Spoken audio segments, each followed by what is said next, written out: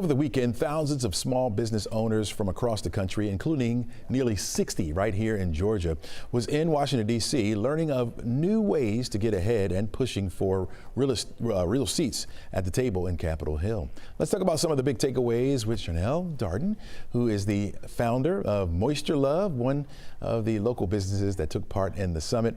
Jeannell, welcome to the show.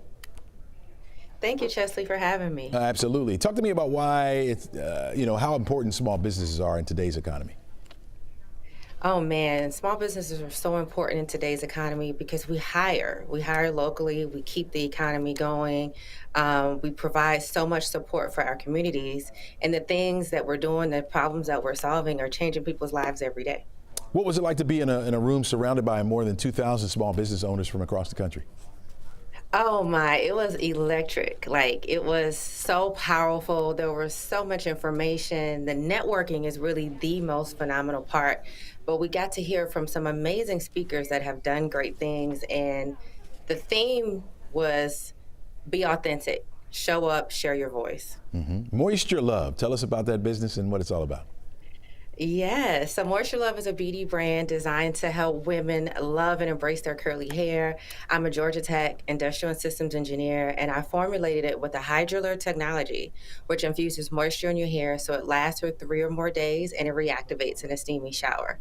And now we are also provided at Grady. Grady buys our products for their patients so that women with curly hair, while they're receiving care, can have their hair taken care of as well.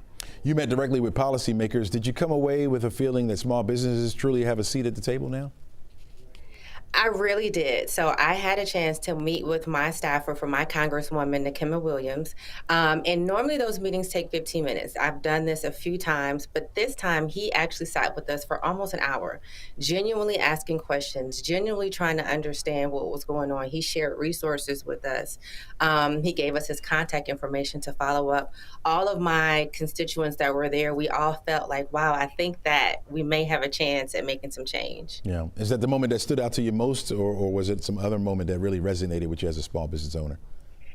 Well, Congresswoman Nikema Williams has taken over Congressman John Lewis's seat. So to be in his office, to see all of the old pictures there, to see the work that she's doing, learning about the committees that she's sitting on. I learned about a minority entrepreneur grant. Go to her website.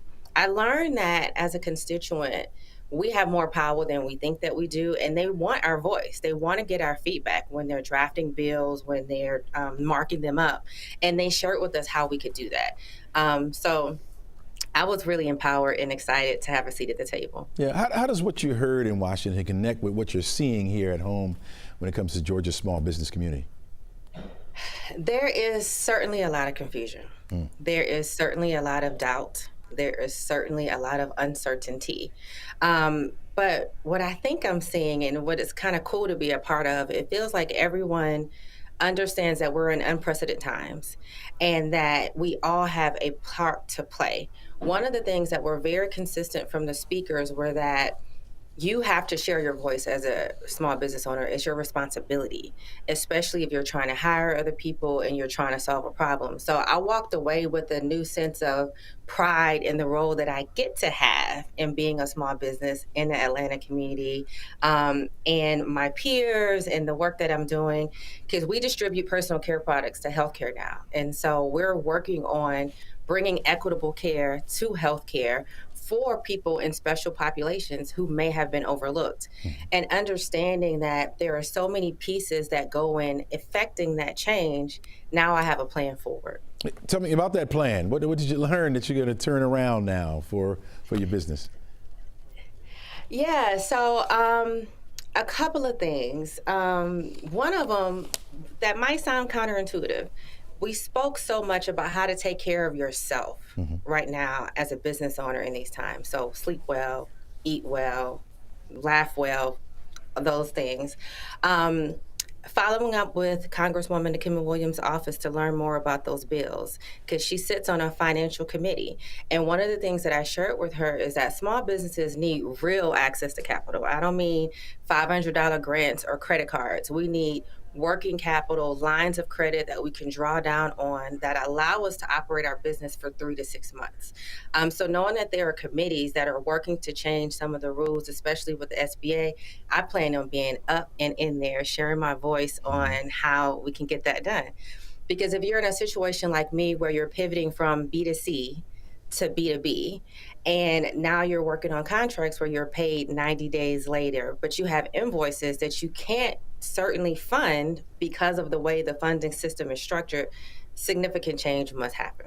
All right. So if I got to be the one to do it, Hey, I'll do it. why not, right? Jeannell, thanks so much for joining us. Really appreciate it. Thank you so much for having me. All right, take care. Have a good day.